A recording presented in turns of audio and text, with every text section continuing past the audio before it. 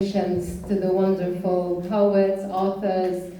It's just so inspirational to stand and on the same stage and see that everyone is trying so hard, and the only way ourselves is through writing.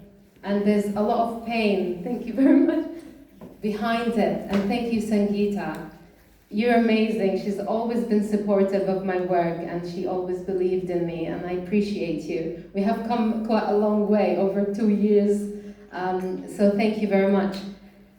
I want to also thank my partner and my son for being here this evening, supporting me.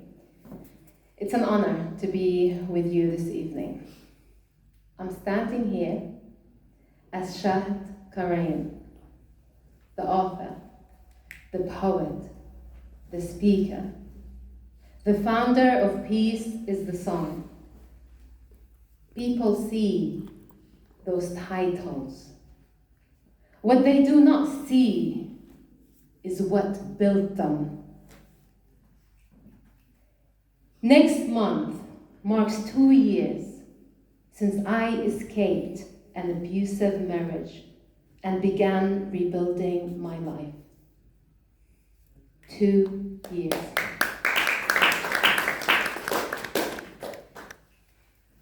Honestly, if you had told me 2 years ago that I would be standing here today, speaking to you, sharing my book, and building a movement dedicated to giving people a voice, I would not have believed you.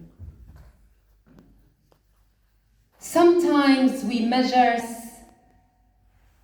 by money, status, titles, or achievements. But these past 2 years have taught me that success can also look like peace. It can look like freedom. It can look like waking up and recognizing yourself again. The author was born while I was bedridden, writing page after page, searching for answers I could not find anywhere else. The poet was born from trying to make sense of pain and turning it into something meaningful. The speaker was born from years of silence, years of making myself smaller so other people can feel comfortable. And Peace is the Song was born from a simple belief. Nobody deserves to feel invisible. That every person deserves to be seen. That every voice matters. Not just the established artist, not just the confident speaker, not just the confident person, but the person who has never stepped onto a stage before. The person who believes their voice does not matter. The person sitting quietly at the back of the room. Because beneath our different stories, backgrounds, faiths, cultures, and experience, we are far more alike than we realize. I grew up in Jerusalem. At 18 years old, I arrived in the United Kingdom carrying one suitcase. One suitcase. What people did not see were the things I carried inside that suitcase. Expectations, fear, silence, the belief that being a good woman meant always putting everyone else first. I arrived believing if I loved enough, sacrificed enough, and gave enough of myself away, I would eventually be enough. The problem was that while I was trying to become everything for everybody else, I was disappearing inside. I could not explain it then. I only knew there was a voice inside me refusing to disappear.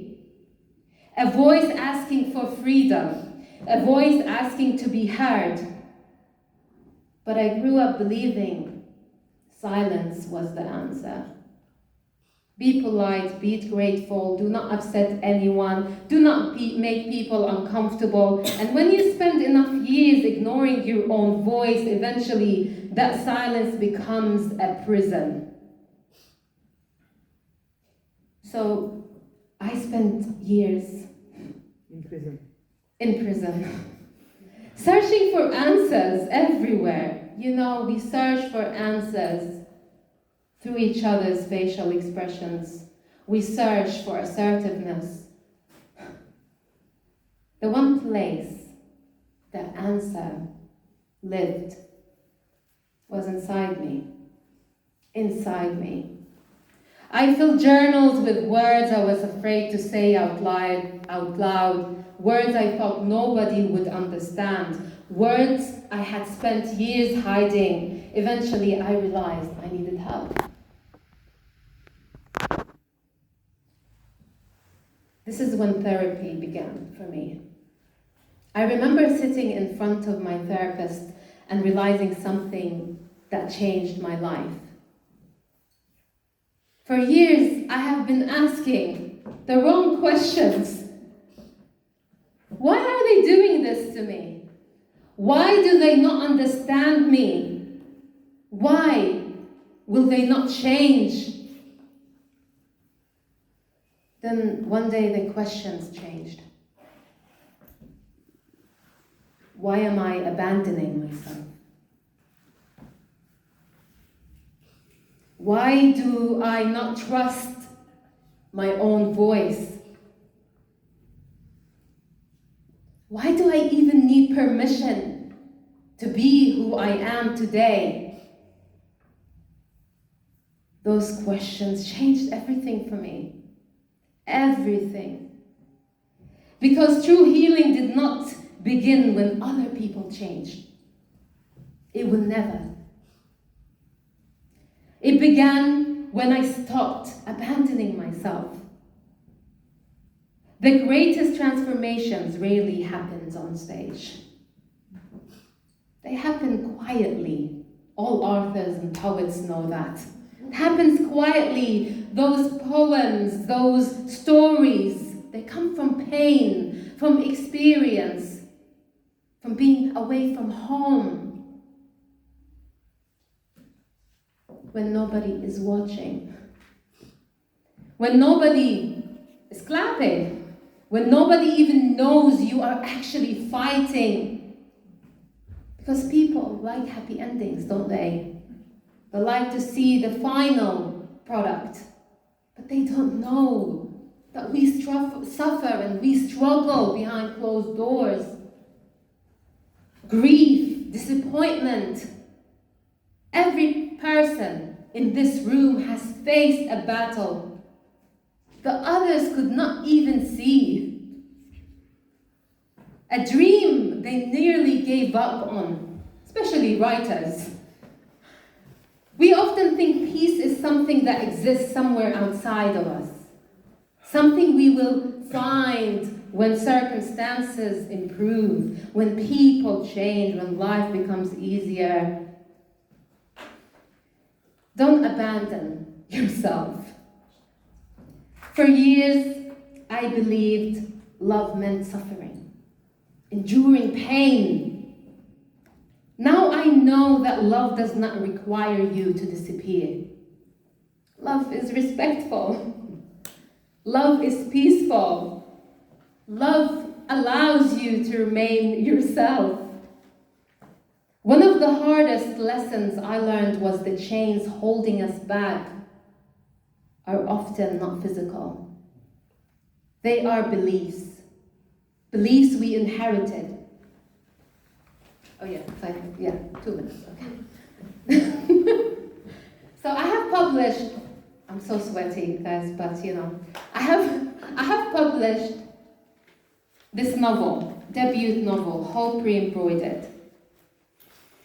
I want to just tell you, this book is from the heart. It's gone through with me through 2 years, writing, rewriting. And it was ready, manuscript, and because, oh yeah, the book, so where is it? You did give it to me, oh yeah. And something about publishers don't like raw, honest voices about, when you start speaking about domestic abuse and coercive control and culture and religion, and you're like, no, I want to speak about it. You know what? Don't polish my book. I want it visible. I want every woman's pain, everybody's abused. I don't want to be filtered. So my lovely partner here, looked at manuscript, and he said, I can make your dream come true.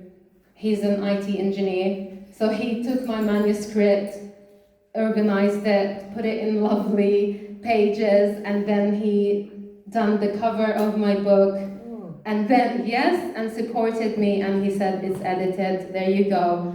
And then, thank you. So, this is an honest book. There's no sugarcoating. No sugarcoating at all. It just tells you about what happens, how life is unfair. It's all here. And yes, I think that's it. Just want to see, maybe I've left something out that's quite, important. Yes, and I just will be honored to, I have the copies here. And like I said, identity, silence, resilience, survival, and finding. I would be delighted to meet you afterwards. I am friendly. I know it sounds a bit rough, but you can come over and hear a little of your own story, because every one of us is carrying a story.